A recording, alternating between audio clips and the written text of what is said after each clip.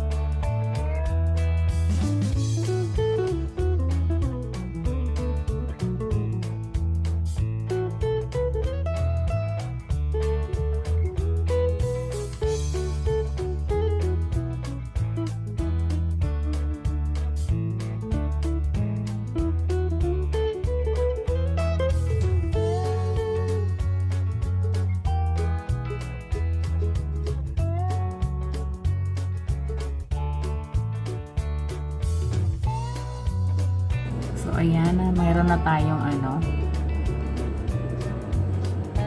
meron tayong title, meron din tayong description. So, lagi nyo siyang ilalagay sa privacy. As you can see, meron dyan privacy, unlisted, public, and private. So, public natin siya. And then, dahil bukas pa ako mag-LS, schedule natin siya for later. Yan, click natin siya dyan. And then, ito na. As you can see, makikita nyo dito yung upload thumbnail. Click nyo yan. Ayan, nandito na yung aking inedit kanina. Ayan. And then, click open. Click nyo guys, open. Ayan. Pwede nyo siyang i-rotate, pwede nyo siyang i-resize. And then, apply siya. And then, dahil bukas pa akong mag-ELS, ayan guys, makikita, pwede nyo siyang palitan dyan. Dahil bukas pa akong mag-ELS, 15, so alas 9 ng umaga dito sa amin. Yan, AM. And then, create broadcast. Yan, create broadcast.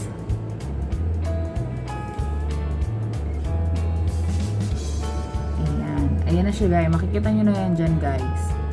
Ayan na siya.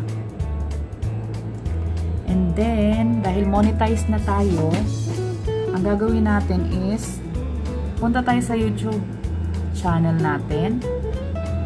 And then, click and guys. Click. Yan, nasa YouTube channel tayo.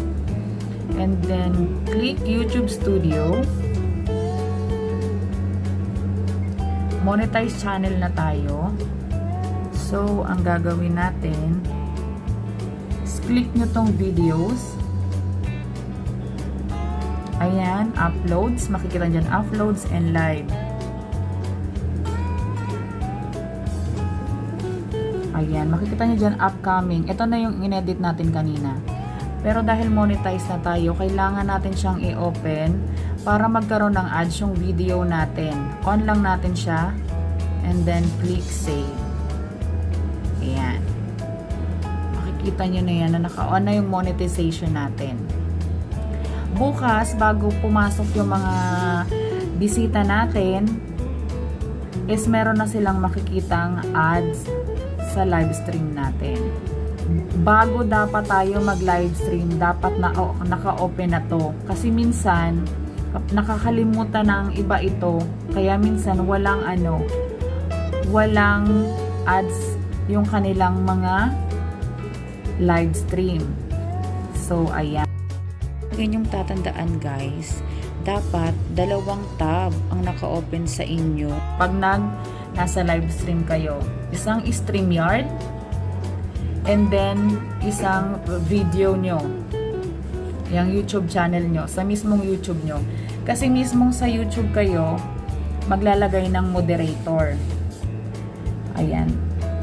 Itong Streamyard na to, ayan, nakaschedule na siya para bukas. So, bukas, mag-enter studio na lang ako. Ganito yung mangyayari guys. Enter studio.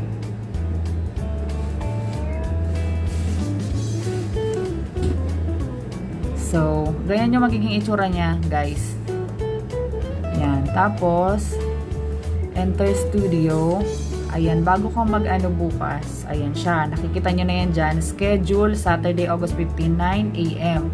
So, bukas, pwede ka nang, bago ka mag-go live, i-enter mo muna yung ad stream ka. So, ayan. Ayan na siya.